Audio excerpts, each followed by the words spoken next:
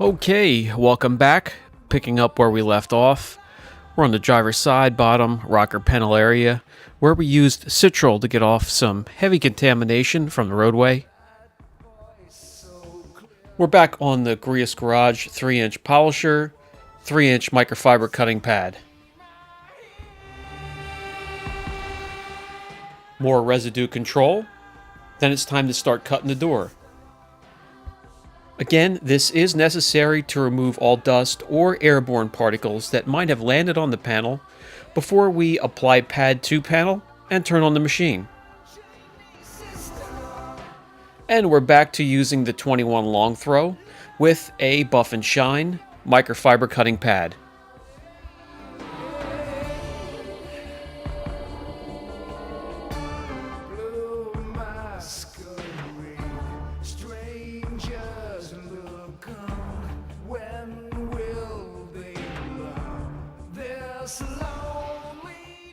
Hands are positioned more to the side of the machine, just guiding it back and forth, maybe using a finger or two to apply pressure. So the pressure is very minimal. We're just letting the pad, the cutting cream, and the machine do the work. More residue control using compressed air to clean out the microfiber pad before adding any new product and applying to the panel. The door and rear quarter here only had some swirl marks or love marks from washing and drying. Those will be removed completely and we can move on. Back on the long throw with light pressure but with exaggerated slow arm movements.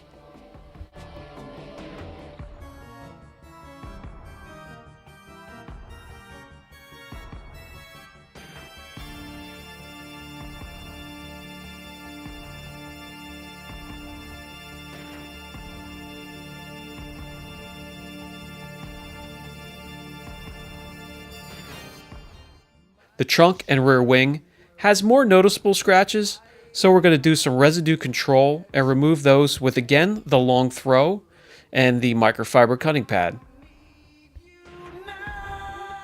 Besides other things, I thought this video would be important for not only the beginner, but maybe those out there that are thinking about getting their car done, just to get it done to remove some scratches or imperfections, or to prepare it for a coating.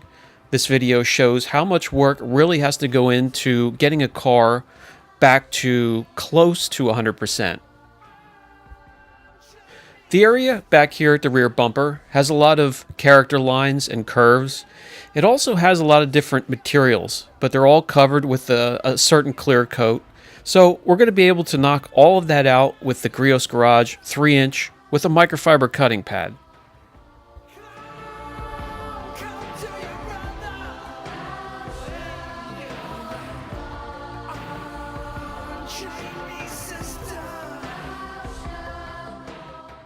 You can sort of even out the Grius Garage 3-inch polisher's ineffectiveness of being powerful by applying a nice aggressive microfiber cutting pad and the cutting cream by Angel Wax. With that combination, all I'm doing here, as you can see, is just guiding the tool back and forth. Hardly any pressure at all or effort is needed, and all the marring and the swirls and scratches are coming out nicely. And speaking of swirls, we have more over here and the passenger side door, so it's back onto the long throw.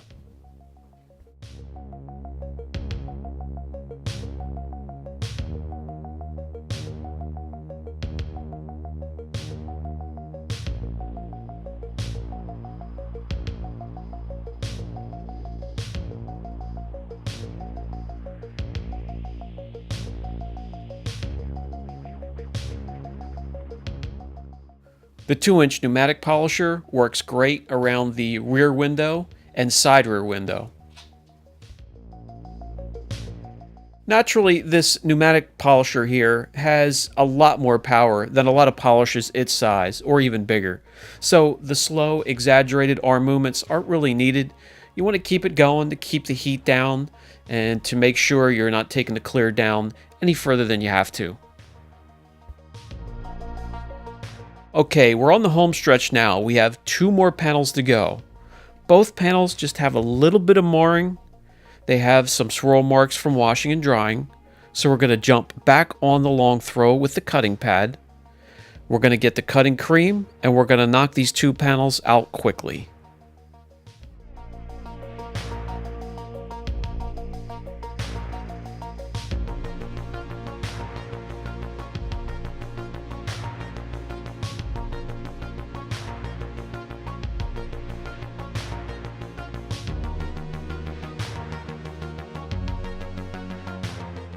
Alright, we're going to do a bit of residue control. We're going to jump back on the last panel with the long throw.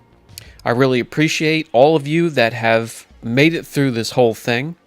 I just thought it was important to give some of you guys that don't have an idea how long it really takes to prep a car or correct a car where the whole body needs some serious work really all the way around.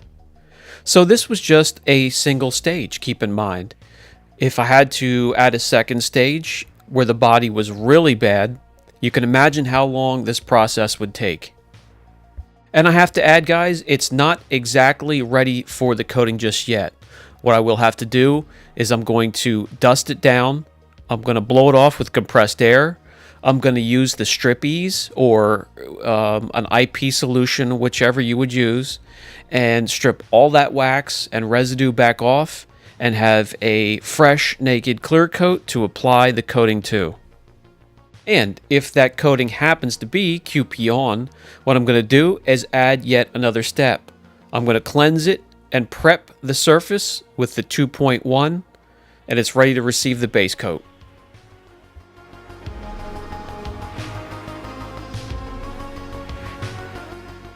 I'd really like to thank all you guys who joined me today during this process, during this little journey.